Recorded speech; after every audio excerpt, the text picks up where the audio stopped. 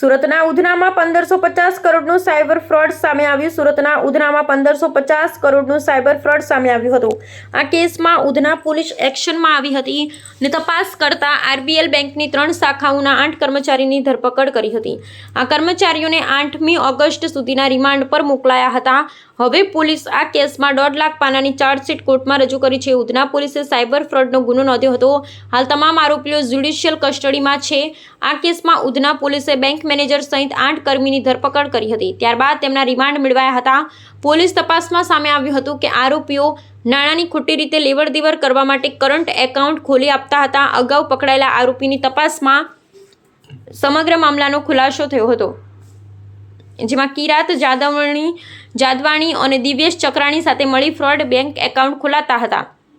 સમગ્ર મામલે એસઆઈટી દ્વારા તપાસ હાથ ધરવામાં આવી હતી. સાયબર ફ્રોડના તપાસમાં એક બાદ એક મોટા ખુલાસા થયા હતા.